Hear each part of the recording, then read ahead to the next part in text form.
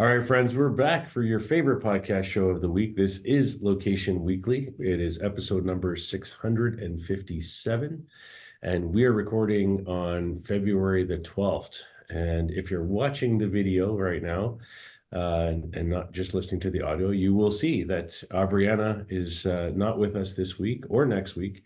Instead, we have our good friend and co-partner president of the LBMA, Karsten, is joining us from Munich today. So, yeah, how are you? Well, thanks for having me at the show. Thank you very much. I'm great. So actually, the year already kicked off with a lot of events. So behind and in front of us, so lots of travel, lots of adjustments. So really speeding up this year. So it's great. Also, our LBMA activities are coming back. So retail logos in US, Minneapolis is coming, so Retail Loco also here in Europe is coming. So yeah, a lot of things to do, keeps us busy, which makes it great. And also I see a big impact for the industry with the new Apple device, Apple Vision Pro, coming to spatial computing. That's what they call it. And if we just try to bring it into the nutshell of location-based, we are 100% in the game. So that makes me very, confident that we will have a great year. Love it. Yeah, exciting times. It's definitely been a busy start to the year with a lot of conferences and travel, CES and NRF, and all the things that we've been doing. And you've been all over Europe in the last little while as well. I've been seeing, so a lot happening for sure. Yeah, so we have 4 stories for you this week, kind of back to the normal format, no guest, and we should just jump right into it again. So, Karsten, you want to kick us off? Absolutely. Absolutely. Our friends from Starship Technologies, this is the robot company you all heard about. So they're delivering goods by the robots with small wheels to the streets. Those guys raised another 19 million. New funding brings them to a total of 230 million since 2014. And why are they doing this? They believe that 6 million deliveries worldwide will be leading with autonomous delivery. And also they have robots operational in 80 locations, including US and Europe. And they are working on the future because in terms of carbon footprint and energy efficiency, these small little tiny robots, we all saw the videos, can be a solution for that. And they believe also that AI will help them to make it work more good as it doing right now, especially when it comes down to tracking the last mile delivery, because there are always challenges with finding the right door, finding the entrance, finding the customer, those kind of things.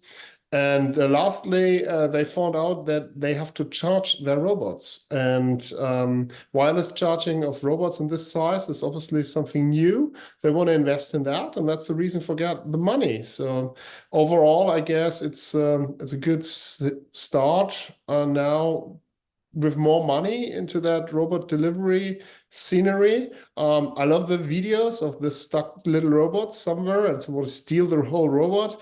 But yeah, this is what it is right now. This is where we are, and let's see how that develops. Yeah, I mean, I think it's an interesting story. I mean, obviously these guys have been fairly successful since 2014 to continue to operate at this pace and this level and this kind of capital infusion into them. When I was at CES, the beginning of the year, there was a lot of talk about autonomous stores and autonomous delivery and all of these kinds of things was definitely a hot topic. I do like that they're kind of focusing on this sort of angle of energy efficiency and environmental sort of impact. They talk about it being able to an average delivery only takes the same amount of energy as a boiling kettle for a single cup of tea. They say they've reduced 1.8 million kilograms of carbon dioxide already. And they have some interesting customers in Bolt and Grubhub and Sodexo already using their robots. So I think it's it's an interesting time for this kind of technology, and I think that we're just going to see more and more of it. I mean, I'm with you. I mean, you see the videos and you're like, oh, this is cute, this is interesting, but I can't quite bring myself, to seeing this coming down my sidewalk, delivering something. I think like sort of high density urban, environments, I don't know. If I think about this in Tokyo, for example, where it's just like so many people on the street, and how's this thing going to navigate around? I have some challenges with that. I think in less dense environments, I think this could be very useful, and obviously is. Um, but overall, I think I like their message. I like their approach to the market and the environmental impact around it piece is also interesting. So You're totally right. So if it comes to places where you have a stable environment, let's call it like this, where it's always the same when it comes to big buildings. See, um, people are moving more and more into cities. We have this giant super mega cities around the globe. And if you look in this one small quarter of a big city where everything is more or less set it up in a good way with multiple floors. You have living, you have offices, you have. So we are always thinking about the street and our urban environments we live in.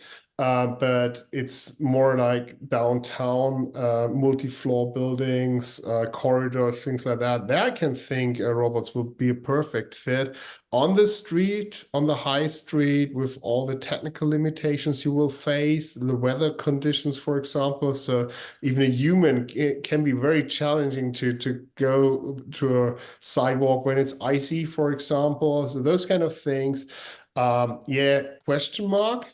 But in terms of, yeah, this closed environments or more, yeah, yeah, for sure. Like corporate able. campuses, like big corporate campuses. I think this is Yeah, a perfect solution for that, right? exactly. Uh, or big food preparation areas or things like that, cafeterias, all that kind of stuff. I can see a lot of use cases for this, or even internally in big warehouses. Yeah. For moving things around. I think a lot of potential. But yeah, overall, I like it. I think it's an interesting sort of use of technology and a good story.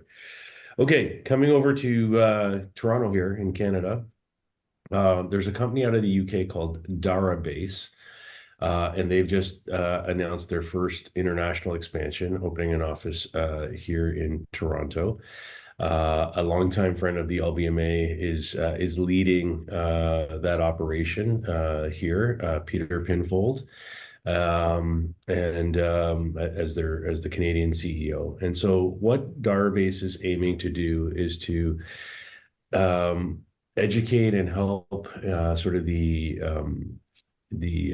Canadian real estate industry or the global real estate industry for that matter, property owners and such, to start thinking more about their digital property rights, or what they call property digital rights, actually PDRs. This is being seen as a new asset class that property owners need to kind of think about and protect and manage and ultimately figure out how they monetize. Because there are, as we know, when we start thinking about, augmented reality and virtual reality, these kinds of things, people are already creating environments, layering, content on top of, physical world properties. And if the property owners, aren't involved in that, they're potentially missing out on a big chance to, participate in the monetization part of that. So anyhow, so Darabase is and their website, by the way, is Darabase.io. So they're the world's first PDR inventory registry. So you basically jump on there, you register your property. It doesn't matter what form factor that property takes, be it a warehouse or a tower or what have you, or a shopping mall. And then it gives you a way to then sort of register that in their environment. and then be able to work collaboratively on AR based advertising content on your digital property rights there, and basically they can help you with that monetization, selling those ads, and those kinds of things. So I think it's an interesting space. It's very, I would say, early days in this category. I mean, not that digital property rights hasn't been a thing in the past. I know, there's been lots of stories over the years of air rights and things like that, in terms of who I know Trump has a lot of things in New York over the years that I've followed in terms of some of his towers and the air rights around those towers and those kinds of things. But when we talk about digital property rights, it's a different thing here, and specifically we're talking about layering ad content and AR content in particular on top of that. And what are your thoughts on this, Karsten? Actually, this reminds me about a conversation we had a couple of years ago about who is owning the digital space and the air at the end of the day around the building and in the building. And so there are many layers we can discuss. So I love the idea to first of all get a inventory list, what we have or what we're supposed to have, and then we have to find out if there is a way to protect it, yes or no. And when it comes to use, so this is interesting, but let us jump into kind of business models because I try to understand it from your side. So what's the business model behind that? Yeah, basically it's really about just registering the property, having the inventory available there, and then working to sell that inventory to advertising partners, from an AR point of view. So the business model, as I understand it today, is really around revenue sharing around the monetization of the advertising space. Right. So does it mean I have a landmark or office, something like that, and if somebody will put some advertising on and they get paid, they're gonna pay me? Yes. All right. Yeah. I, I think it's super interesting to see how that turns out in terms of who is allowed to do that, who not, and how you want to protect it. When it comes to inside spaces, we had from the LBMA a discussion here in Europe about who's owning that digital space. What means at the end, we yeah, found out if it's public, it's very hard to defend. Yeah, and it's the environment itself, because if everybody can enter it, so everybody can more or less do whatever they want. So that's interesting to see. But first of all, just getting an inventory list makes it, yeah, very, very good for me, and understandable, yes.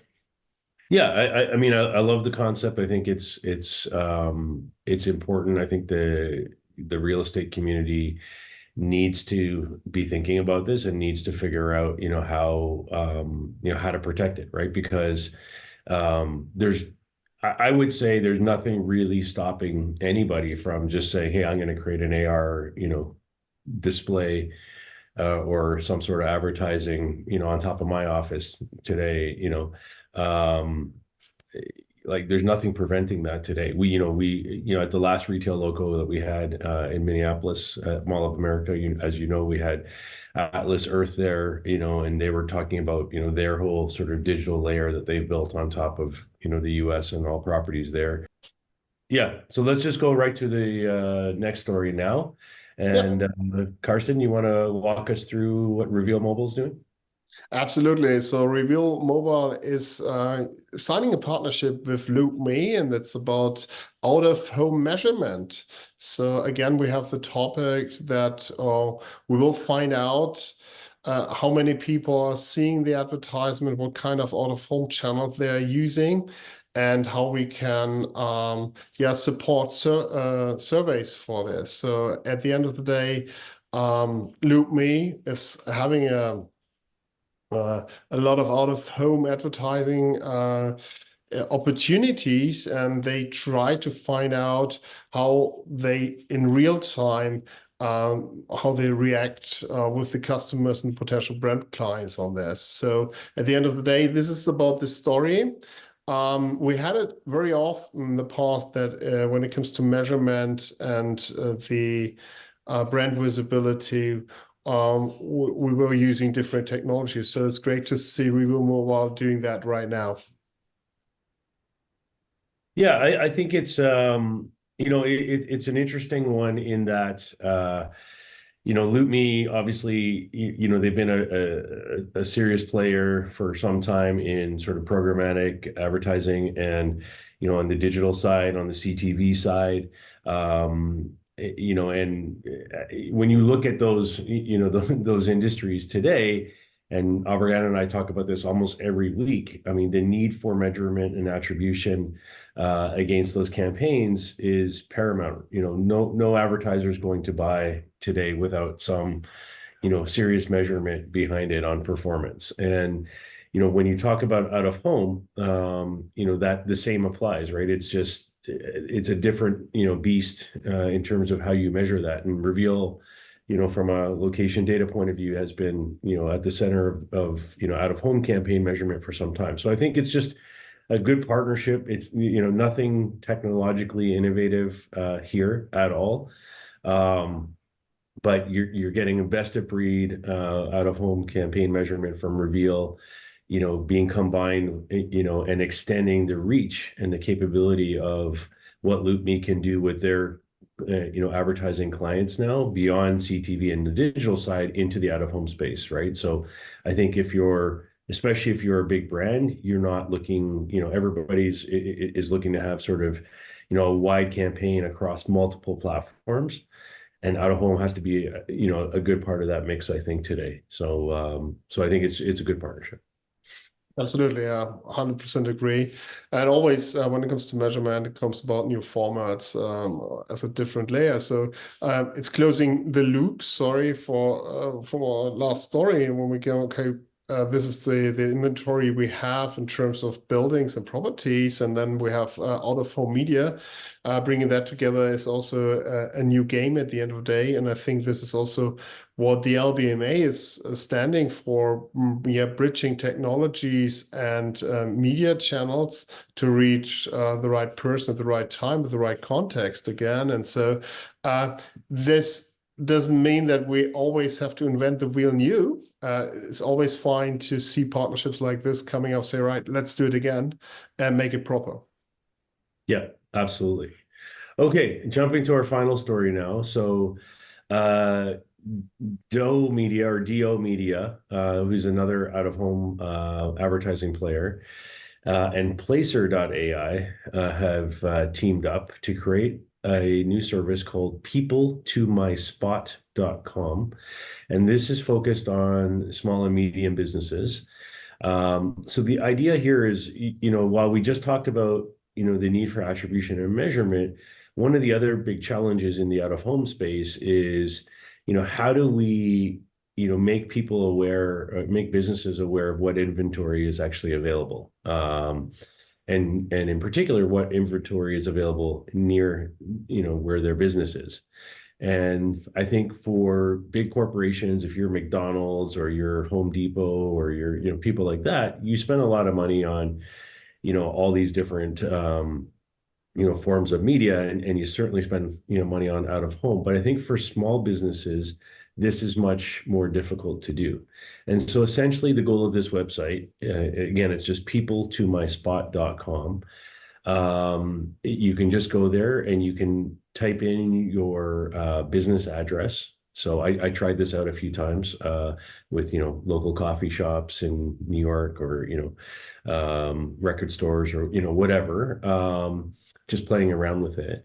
And essentially what it comes back with, powered by Placer's, foot traffic data and it's based on the zip code that you punch in. It comes back and says, here are the businesses in that zip code that are, trending in terms of traffic. Is it up or down month over month, all those kinds of things.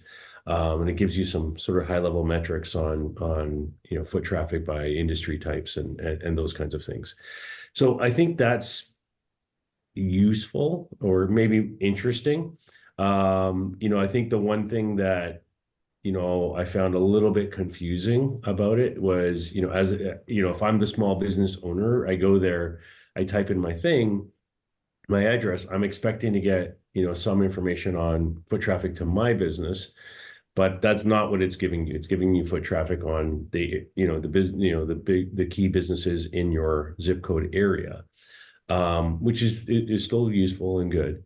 But I think the focus of this tool and where I see the real value is then, after you see that data, then there's another button you can click on to say, okay, well, what advertising, what out of home inventory is available to me in this area.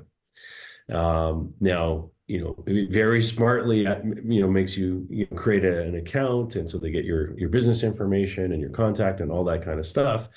But then it shows you and says, okay, well, there's, this billboard, on this street in the neighborhood, or this billboard in this, in this gym, or this digital screen in this gym, or those kinds of things in your area that you can advertise on.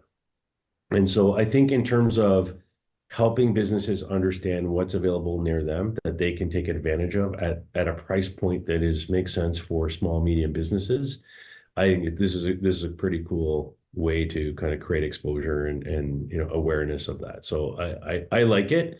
And I think it's just coming to market now. I think they can do a lot to improve this, but I like the direction it's going. Yeah.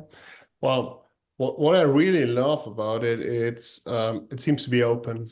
It's not like this closed inventory list we have from our out-of-home companies and advertisers.